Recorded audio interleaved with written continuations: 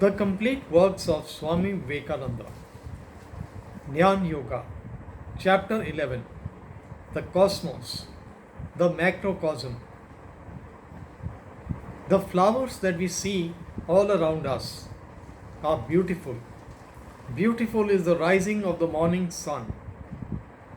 Beautiful are the variegated hues of nature.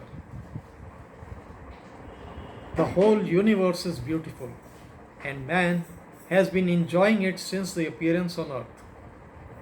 Sublime and awe inspiring are the mountains, the gigantic rushing rivers rolling towards the sea, the trackless deserts, the infinite ocean, the starry heavens. All these are awe inspiring, sublime, and beautiful indeed.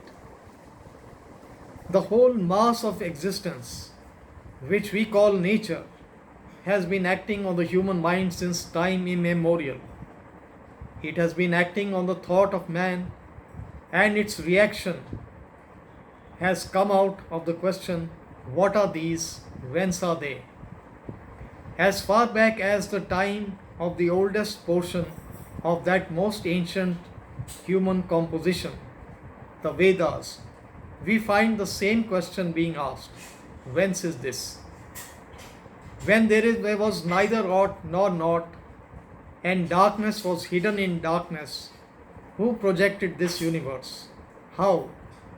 Who knows the secret? And the question has come down to us at the present time. Millions of attempts have been made to answer it. Yet millions of times it will have to be answered again. It is not that each answer was a failure. Every answer to this question contained a part of the truth. And this truth gathers strength as time rolls on. I will try to present before you the outline of the answer that I have gathered from the ancient philosophers of India in harmony with modern knowledge. We find that in this oldest of questions, a few points have already been solved. The first is that there was a time when there was neither ought nor not, when this world did not exist. Our Mother Earth with the seas and the oceans and the rivers and the mountains, cities and villages, human races, animals, plants, birds and plants, planets and luminaries, all this infinite variety of creation had no existence. Are we sure of that? We will try to trace how this conclusion is arrived at. What does man see around him? Take a little plant. He puts a seed in the ground and later he finds a plant peeps out, lifts itself slowly out of the ground and grow till it becomes a gigantic tree. Then it dies, leaving only the seed. It completes the circle, it comes out of the seed, becomes a tree and ends into the seed again. Look at a bird, how from the egg it springs, lives its life and then dies, leaving other eggs, seeds of future birds. So with the animals, so with man. Everything in nature begins, as it were, from certain seeds, certain rudiments, certain fine forms, and becomes grosser and grosser and develops, going on that way for a certain time, and then again goes back to that fine form and subsides. The raindrop in which the beautiful sunbeam is playing was drawn into the form of vapor from the ocean, went far away into the air, and reached a region where it changed into water and then dropped in its present form to be converted into vapor again. So with everything in nature by which we are surrounded, we know that the huge mountains are being worked upon by glaciers and rivers, which are slowly but surely pounding them and pulverizing them into sand that drifts away into the ocean, where it settles down on its bed, layer after layer, becoming hard as rocks, once more to be heaped up into the mountains of the future generation.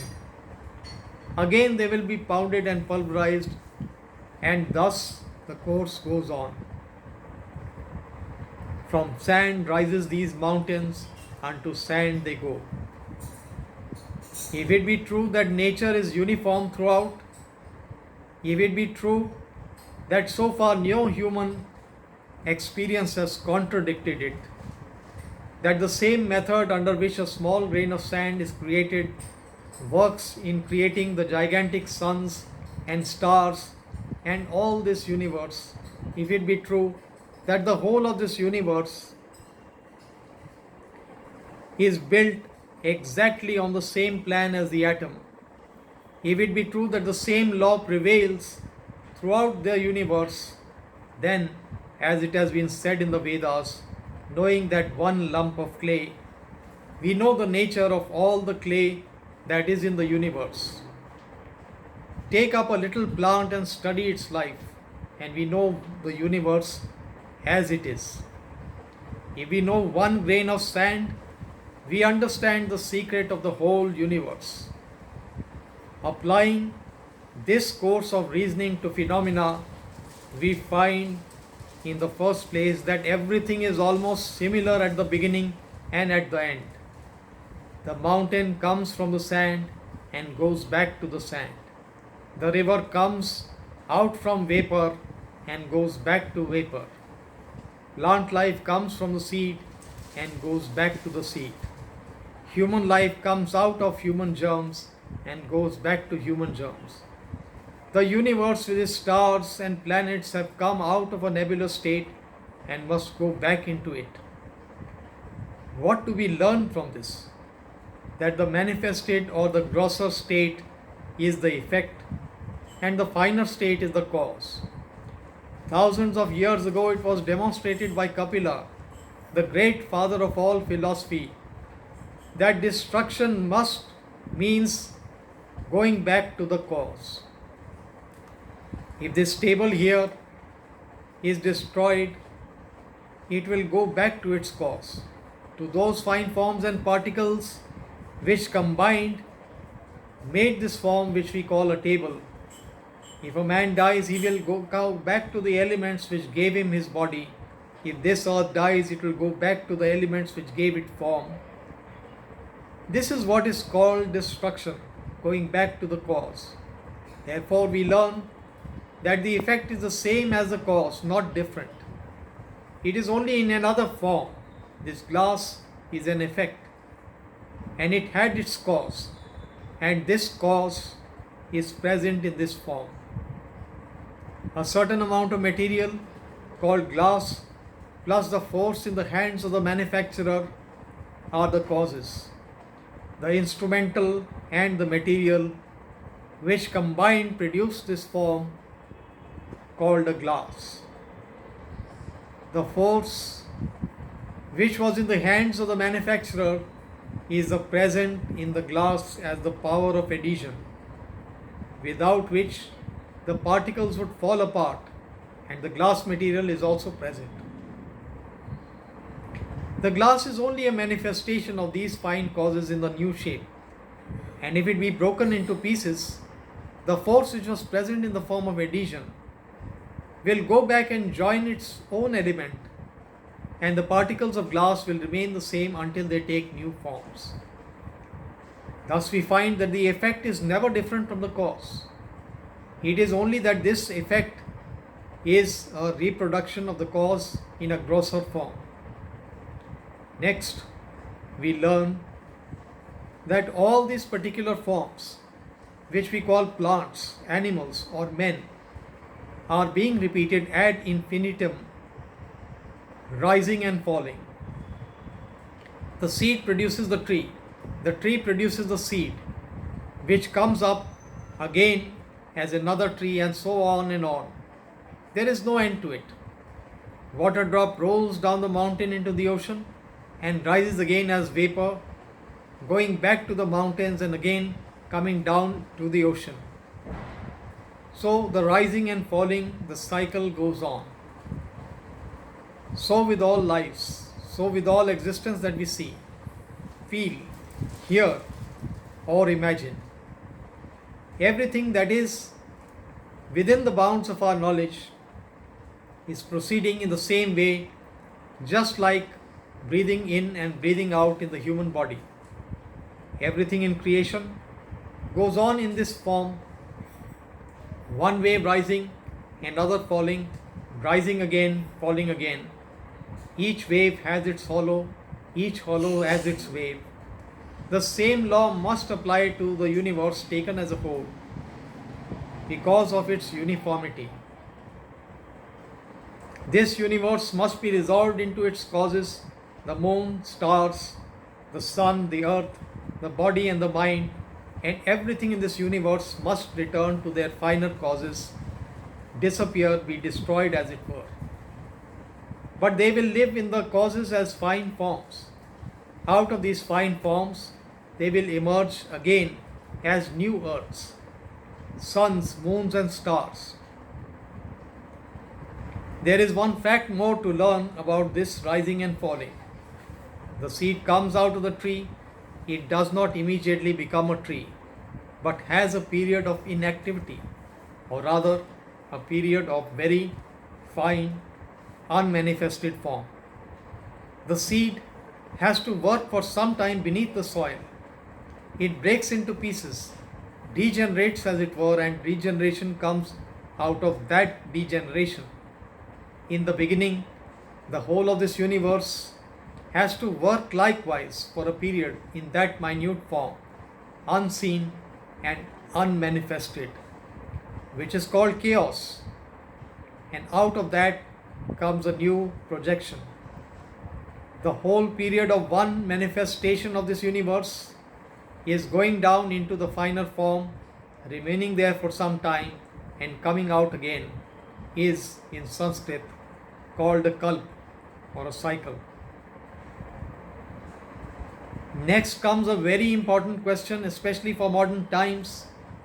We see that the finer forms developing slowly and slowly and gradually becoming grosser and grosser. We have seen that the cause is the same as the effect, and the effect is only the cause in another form. Therefore, this whole universe cannot be produced out of nothing. Nothing comes without a cause, and the cause is in effect in another form.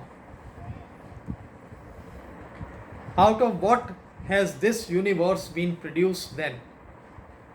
From a preceding fine universe. Out of what has men been produced? The preceding fine form. Out of what has the tree been produced? Out of the seed. The whole of the tree were there in the seed. It comes out and becomes manifest.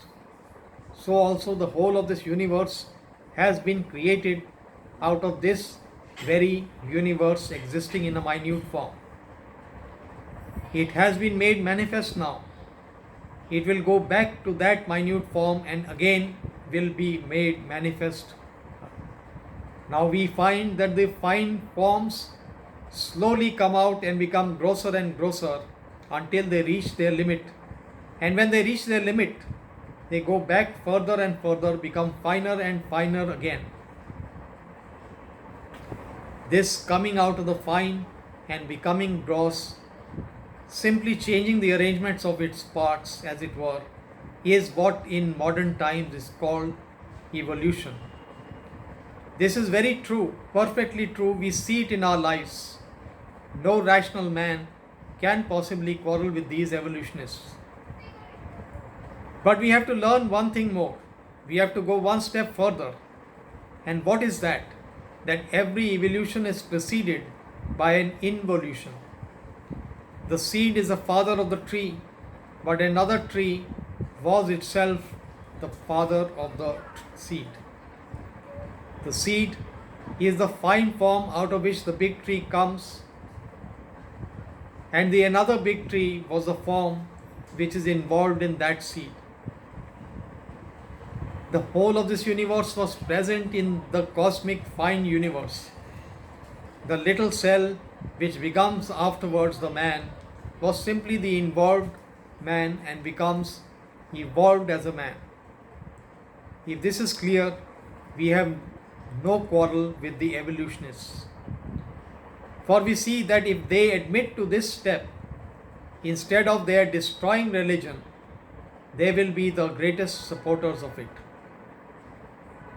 We see then that nothing can be created out of nothing.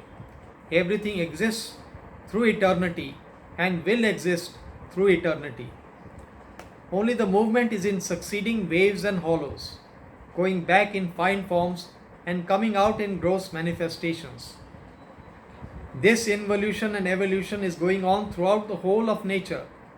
The whole series of evolution, beginning with the lowest manifestation of life and reaching up to the highest, the most perfected man, must have been the involution of something else.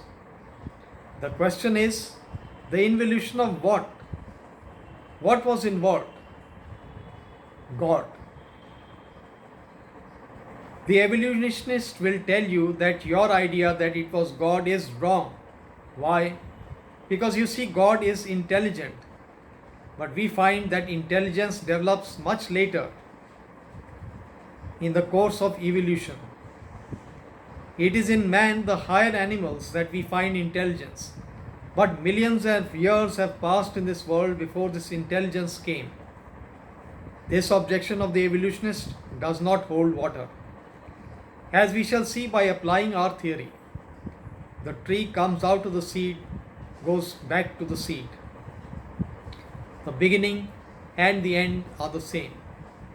The earth comes out of its cause and returns to it. We know that if we can find the beginning, we can find the end. E converso, if we find the end, we will also find the beginning. If that is so, take this whole evolutionary species from the protoplasm at one end to the perfected man at the other, and this whole series is one life. In the end, we will find the perfect man. So in the beginning, it must also have been the same. Therefore, the protoplasm was the involution of the highest intelligence. You may not see it, but that involved intelligence is what is uncoiling itself until it becomes manifested in the most perfect man. That can be mathematically demonstrated. If the law of conservation of energy is true, you cannot get anything out of a machine until you put it in there first. The amount of work that you get out of an engine is exactly the same as you have put in it in the form of water and coal, neither more nor less. The work I am doing now is just what I put into me in the shape of air, food, and other things. It is only a question of change and manifestation. There cannot be added in the economy of this universe one particle of matter or 1 foot-pound of force, nor can one particle of matter or 1 pound force be taken out. If that be the case, what is this intelligence? If it was not present in the protoplasm, it must have come out all of a sudden, something coming out of nothing which is absurd. It therefore follows absolutely that the perfect man, the free man, the God man who has gone beyond the laws of nature and transcended everything, who was no more to go through this process of evolution through birth and death, that man called the Christ man by the Christians, and the Buddha man by the Buddhists, and the free by the yogis, that perfect man who sits at one end of the chain of evolution was involved in the cell of the protoplasm, which is at the other end of the same chain. Applying the same reason to the whole of the universe, we see that intelligence must be the Lord of creation, the cause. What is the most evolved notion that the man has of this universe? It is intelligence. The adjustment of part to part, the display of intelligence, of which the ancient design theory was an attempt at expression. The beginning was therefore intelligence. At the beginning, that intelligence becomes involved, and in the end, that intelligence gets evolved. The sum total of the intelligence displayed in the universe must therefore be the involved universal intelligence unfolding itself. This universal intelligence is what we call God. Call it by any other name. It is absolutely certain that in the beginning there is that infinite cosmic intelligence. This cosmic intelligence gets involved and it evolves itself until it becomes the perfect man, the Christ man, the Buddha man. Then it goes back to its own source. That is why all the scriptures say, in Him we live and move and have our being. That is why all the scriptures preach that we have come from God and go back to God. Do not be frightened by the theological terms. If terms frighten you, you are not fit to be philosophers. This cosmic intelligence is what the theologians call God. I have been asked many times, why do you use that old word God? Because it is the best word for our purpose. You cannot find a better word than that. Because all the hopes, aspirations, and the happiness of humanity have been centered in that word. It is impossible now to change the word. Words like these were first coined by great saints who realized their import and understood their meaning. But as they became current in society, ignorant people take these words, and the result is that they lose their spirit and glory. The word God has been used from time immemorial, and the idea of this cosmic intelligence and all that is great and holy is associated with it. Do you mean to say that because some fool says it is not all right, we should throw it away? Another man may come and say, take my word, and another again, take my word. So there will be no end to foolish words. Use the old word, only use it in the true spirit. Cleanse it of superstition and realize fully what this great ancient word means. If you understand the power of the laws of association, you will know that these words are associated with innumerable majestic and powerful ideas. They have been used and worshipped by millions of human souls and associated by them with all that is the highest and the best, all that is rational, all that is lovable, and all that is great and grand in human nature. And they come as suggestions of these associations and cannot be given up. If I try to express all these by only telling you that God created the universe, it would have conveyed no meaning to you. Yet, after all this struggle, we have come back to Him, the ancient and supreme one. We now see that all the various forms of cosmic energy, such as matter, thought, force, intelligence, and so on, are simply the manifestations of that cosmic intelligence, or as we shall call it henceforth, the Supreme Lord. Everything that you see, feel, or hear, the whole universe is His creation, or to be a little more accurate, is His projection, or to be still more accurate, is the Lord Himself. It is He who is shining as the sun and the stars. He is the Mother Earth. He is the ocean Himself. He comes as gentle showers.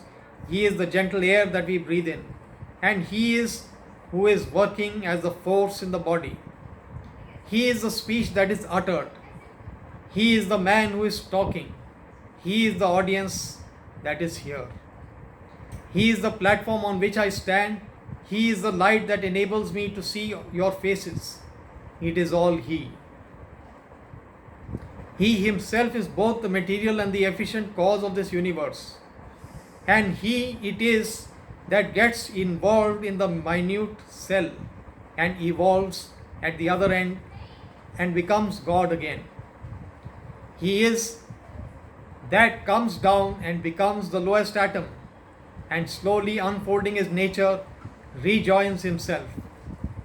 This is the mystery of the universe. Thou art the man, thou art the woman, thou art the strong man walking in the pride of youth. Thou art the old man tottering on the crutches, thou art in everything, thou art everything, O Lord. This is the only solution of the cosmos that satisfies the human intellect. In one word, we are born of Him, we live in Him, and unto Him we return.